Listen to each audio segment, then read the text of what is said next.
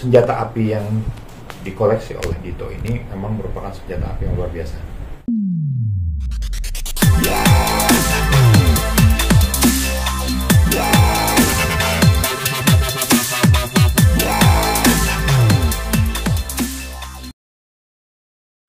Iya, kalau kita bicara di Indonesia ini kan ada Undang-Undang Darurat ya, nomor 12 tahun 1951 tentang senjata api.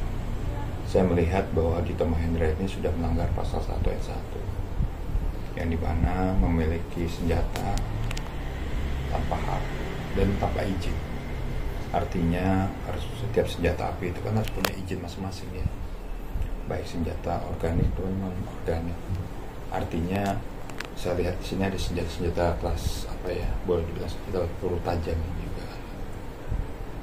Tapi dari sisi dari Mabes Polri sendiri juga kan ada, dia memegang surat perbakin. Abang sendiri mendengar dalam arti kata soal perbakin itu apa? Ya, perbakin itu kan sebenarnya cuma suatu organisasi yang dimana kita boleh mengikuti persatuan untuk sebenarnya olahraga ya. Perbakin itu kan organisasi untuk olahraga khusus senjata api. Persatuan artis persatuan menembak gitu kan, untuk di Indonesia. Nah, setahu saya bahwa senjata api ini harus ada izin masing-masing dia. Kalau perbakin itu biasanya hanya sekedar bahwa kita mengikuti masuk ke dalam KTA aja atau ada organisasi. Tetapi senjata api itu ada syarat sekali ya. Ada peraturan Kapolri yang nomor yang baru ini, yang nomor 1 tahun 2022, dan sebelumnya juga ada, bahwa senjata api itu kan tergolong ada yang tadi senjata shotgun, senjata peluru karet, senjata peluru tajam. Nah, biasanya senjata izinnya dalam kalau ibarat izin senjata itu harus kalau senjata peluru karet atau tajam itu dari Mabes Polri yang mengeluarkan. Nah, kenapa harus? Karena memang izinnya langsung dari Kapolri lah istilahnya gitu ya. Nah, walaupun nanti secara implementasi lewat Polda Metro Jaya gitu ya, tetap harus izinnya dua itu. Nah, kalau perbakin itu hanya kita mengikuti latihan olahraga untuk menembak. Artinya persatuan penembak ini kan artinya hanya organisasi yang hanya diberikan secara lisensi untuk kepemilikan senjata, misalnya shotgun gitu kan ya. Shotgun juga nggak sembarangan juga gitu kan ya. Kalau peraturan yang dulu sebelum tahun 2004 ke bawah gitu ya, shotgun itu bisa perbakin. Setahu saya shotgun ini sekarang juga peraturannya ketat juga, karena harus ada syarat-syarat yang lain. Dan harus juga memenuhi syarat pemilikan senjata api itu ada syarat standarnya itu. Dan dia juga mengumpulkan sampai 2000 peluru itu bang. Nah abang secara logikanya, secara nalarnya orang cuma hanya koleksi itu atau memang pengen punya senjata itu mampu nggak sih bang? Ya, kan senjata api itu boleh dimiliki oleh kalangan sipil memang, tapi ada persyaratan menurut peraturan Kapolri gitu ya. Di dalam undang-undang peraturan Kapolri itu, pemilikan senjata itu harus memenuhi syarat. Pertama, boleh warga sipil, tapi warga sipil yang mempunyai kapasitas secara di depan, artinya memiliki eksistensi di masyarakat, baik di pemerintah. Contohnya sebagai seorang pejabat, sebagai seorang praktisi, misalnya pengacara boleh, seorang pengusaha boleh, dan ada beberapa elemen-elemen yang lain gitu ya, yang memang ada standarisasi bahwa pemilikan senjata ini bagi warga sipil dibolehkan. Pertanyaannya sekarang, ketika dia memiliki senjata api, kan nggak mungkin keseluruhan kita miliki, kita mohon izinnya. Minimal satu, paling banyak dua lah ya, bisa gitu ya. Dan di situ kan pasti ada peluru. Peluru ini kan standar peluru tuh satu magazine tuh kan 14, taruhlah berapa sih satu peluru, misalnya kita beli 50 peluru atau 100 peluru, itu pun harus ada kita mau beli peluru, bisa peluru karet gitu ya, atau peluru itu didaftarkan dulu. Jadi tidak serta-merta ketika kita memiliki senjata api lalu pelurunya tuh kita langsung main ambil aja, udah nggak usah kita daftar. Tetap didaftarkan, ada nomornya di situ. Nah kalau sudah sampai di angka 12.000, ini ceritanya mau jualan atau cuma hanya sekedar koleksi gitu ya. Nah cuma kalau kita koleksi kan juga melanggar hukum pasal 1 tadi, ayat 1 tadi gitu ya. Nah sedangkan peraturan kepolisian itu, Kapolri itu menyatakan pemilikan senjata api itu syaratnya banyak banget, banyak syaratnya. Ada beberapa ya, kalau salah tuh ada 7 item kalau nggak salah, kurang lebihnya itu.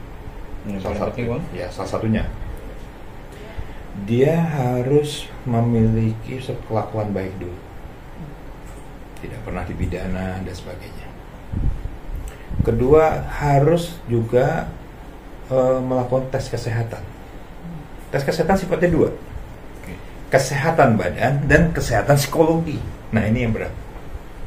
Kesehatan badan artinya dicek apakah ada penyakit jantung kah, atau apakah, kan nggak boleh dong kalau penyakit jantung megang senjata api, yang kaget deh kan. Atau penyakit tremor kah, itu secara anatomi gitu ya, secara. Lalu ketika juga harus diperiksa secara kesehatan mental lewat psikolog, atau secara akan diperiksa secara psikiater, cocok nggak, ada nggak bawaan yang sifatnya temperamental, apakah memang pembawaannya dia mungkin ada penyakit-penyakit yang mungkin ada sedikit delusional atau ada zizron, itu kan nggak tahu juga kan. Nah setelah itu baru dia mengajukan, dengan mengajukan surat keterangan tadi, kelakuan baik dan sebagainya, lalu dia mengidentitas diri dari KTP, KK dan sebagainya, lalu mengajukan sebagai apa nih, atas nama siapa, perusahaan kah dan sebagainya. Dan yang standarnya ada lagi bahwa senjata api itu syaratnya 3 tahun dia harus megang latihan. Jadi 3 tahun dia harus latihan dan bisa menembak benar. Jangan baru punya duit beli senjata, lu nggak boleh. Itu ada prosesnya gitu kan. Maka dia harus latihan dulu dan sebagainya. Lalu yang paling penting juga adalah ketika ya tadi ya bahasanya ada psikotes lah gitu ya, entah interview dan sebagainya, ada nggak latar belakangnya, ada pernah kena mental, apakah kena ada dampak secara, kan mentality itu kan bisa dibangun ya dari emosional gitu ya. Lalu kalau kita lihat juga kelakuan baik juga, itu juga kelihatan kalau pernah nggak dia pernah melakukan tindak pidana dan sebagainya gitu. Jadi tidak serta-merta juga. Lalu juga di sini barulah ada penilaian tersendiri. Nah penilaian tersendiri bagaimana dia membawa senjata api ketika dia mau ujian, itu juga ada ujian tesnya. Nah ujian tesnya ini juga nggak gampang gitu kan. Bagaimana dia cara menembak, bagaimana cara membuka, bagaimana cara memasang senjata, lalu bagaimana memasukkan peluru-peluru tadi. Itu ada standarnya. Nah setelah semuanya itu udah lulus, barulah dikeluarlah kartu izin yang dikeluarkan dari Mabes Polri khususnya. Biasanya bagian Intelkam ya gitu kan. Gitu. Bang, ini juga ada salah satu senjata yang fantastis dengan harga yang di atas 1M gitulah. Sudah sepantasnya seorang sipil dengan harga yang segitu. Ya, kalau saya tahu kan kayak senjata api itu kan ada standarnya ya, memang harganya mahal-mahal dengan izin dan sebagainya. Kalau sudah sampai 1 miliar ini kan berarti senjata tajam yang mungkin butuh sergap, apa ya. Ini cukup mahal sekali. Artinya senjata ini kan ada tahun-tahunnya ya. Biasanya tahun-tahunnya itu masih tahun 70-an, 90-an, 2000 itu udah termasuk baru.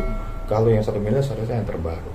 Jadi emang ada senjata-senjata yang bersergap gitu ya, atau yang memang dipakai TNI gitu ya.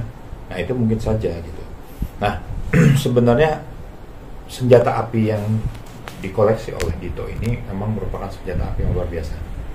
Senjata-senjata yang cukup mahal dan mewah gitu ya. Nah sehingga hanya orang punya uang lah yang bisa membeli, bukan punya uang saja, yang mempunyai hobi juga. Begitu. Bang, ini kan kasusnya sudah P21 Bang, dan hukumnya 20 tahun kan, 2 pasal kan, hukumannya 20 tahun. Itu hal yang pantas dan memang harus diproses Iya, ancaman hukuman ini kan ada 3 kategori. Pertama hukuman mati, bisa juga hukuman seumur hidup, minimal 20 tahun. Pasalnya 20 tahun ya, bisa juga. Ya bisa juga dibawa. Kalau mungkin senjata api yang sifatnya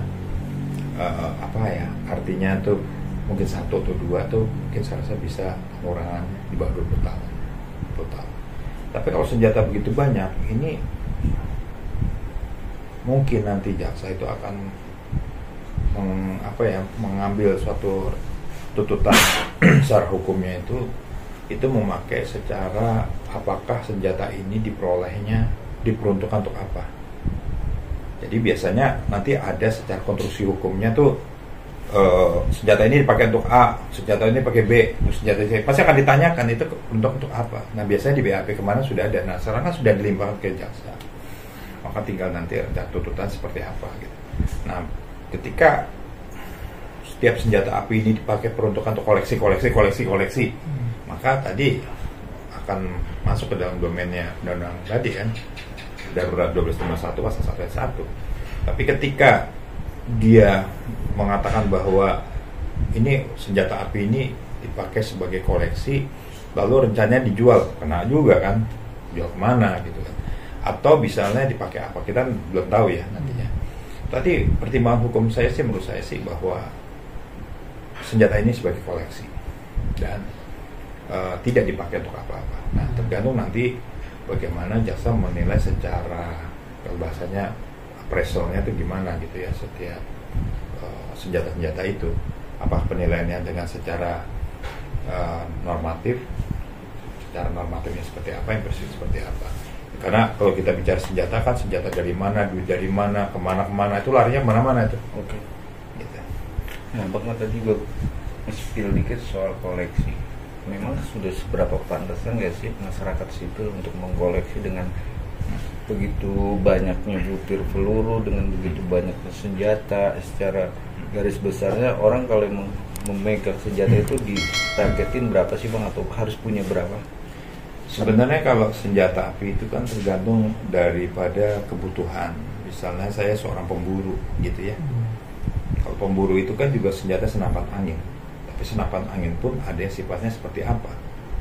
Namanya senjata, baik senapan angin, senjata yang soft gun, maupun senjata peluru karet maupun tajam, itu punya efek kan. Maka masyarakat itu tergantung pemilikan senjata untuk apa nih. Untuk berburu pasti senapan angin, mereknya apa gitu misalnya. Senjata soft gun fungsinya untuk apa dan sebagainya. Sebenarnya masyarakat sih saya rasa nggak perlu juga misalnya punya duit gitu. Oh saya pengen punya senjata, karena senjata itu konsekuensinya sangat berat sekali. Maka sebaiknya masyarakat tuh biasanya memiliki senjata tuh standarnya senapan angin yang dia punya. Okay. Nah senapan angin itu banyak dijual umum kan, tetapi senapan angin bisa mematikan juga. Atau yang berbahaya secara senjata apa? Yang berbahaya senjata rakitan. Nah, yang dibangun senjatanya senapan angin, pelurunya peluru tajam atau peluru karet. Nah, itu yang berbahaya sekali. Nah, jadi bagaimana sebenarnya pemerintah harus punya semacam aturan yang memang aturan ini dikhususkan sebenarnya untuk merekonstruksi bahwa senjata-senjata yang sudah ada gitu ya, ada seperti senapan angin, itu harus diaturan juga. Karena kalau tidak, Indonesia masyarakat kita ada yang jago juga membuat senjata rakitan dari senapan angin, bahkan senapan yang biasa pun bisa, senjata biasa bisa menjadi senjata tajam dan dipakai secara ilegal. Bahkan peluru-pelurunya juga diambil, dibeli, atau bahkan bisa dibuat. Nah, ini perlu ada menurut saya aturan-aturan yang memang lebih spesifikasi gitu ya untuk senjata. Bahwa kalau tidak, masyarakat ini mudah dia mencari senjata apa, senjata angin kah, senjata buru kah, entah apa. Nah tadi saya bilang bahwa masyarakat sebaiknya punya senjata apa. Ya kalau memang kebutuhannya dia bukan seorang pemburu, nggak usah punya senjata. Tapi kalau dia seorang pengusaha atau seorang pejabat pemerintah, oke, senjatanya apa, entah soft gun, senjata karet, tapi ada kebutuhannya. Jadi jangan karena merasa punya uang dia beli senjata.